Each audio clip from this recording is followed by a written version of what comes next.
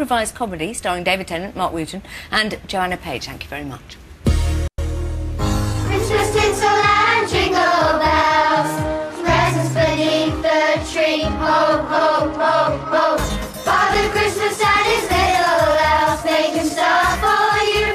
The first Nativity, I just think, is such a genuinely sort of heartwarming Christmas film. The sort of thing that Christmas films are always dubbed heartwarming, sort of fun for all the family, but it actually is.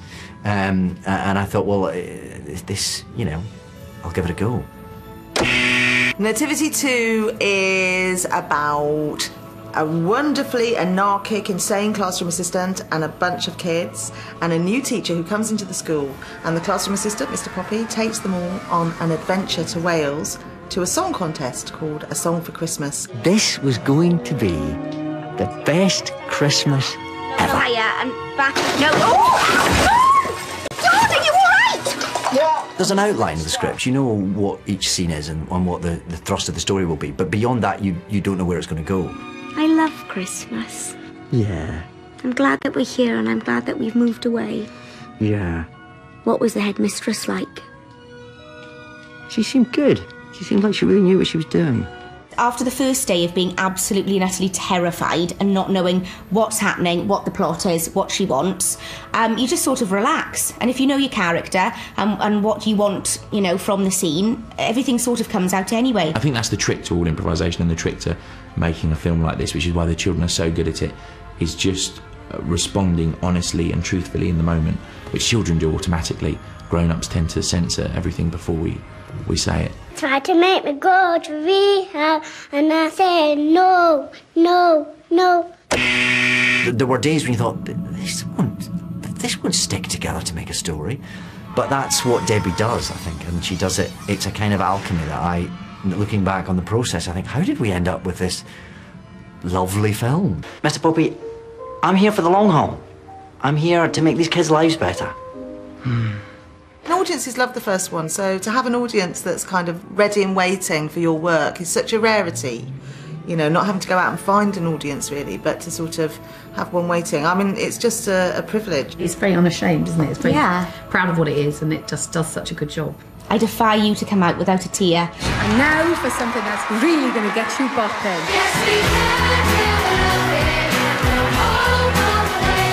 Yes, we can keep on running. That was wonderful. Well done. Wonderful, well done. I think we just say film of the year and move on, don't we? Jessica Hines is always excellent. Yeah. She's excellent here as well. I think it's an ongoing travesty, really, that British film hasn't found something a bit more substantial for her to sink her teeth into. Jessica Hines aside, this film is brutal. And I'm not even sure if we can talk about it as a film, because really it's half a panto and then half a pitch for a kind of a West End musical, which is, I'm sure, what it's going to end up as. Some of the kids are very good, and I would say on balance, professionally, it's probably better for them to do this than to end up, I don't know, sweeping a chimney. Oh my God. Claude?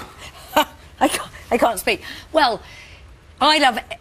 Let me just say, the acting is really... it? No, I don't. I absolutely don't love it. But I like everybody who's in it. They're all very good. But essentially, the story is about an irresponsible teacher who... And I am very old. I am 84. I just have had quite a bit of work. I mean, I am. So I know that. But all I'm doing is watching a baby being stolen and kids being held by a rope down a cliff. And I'm too old and too boring and too tense to be able to take such a thing. So everybody's good in it, but the story is a bit bonkers, and they can't go to Wales. I mean, maybe I'm taking it far too literally, aren't I? I'm so sorry. I don't know if you are. And then all these kids have to watch somebody give birth to twins. Yeah.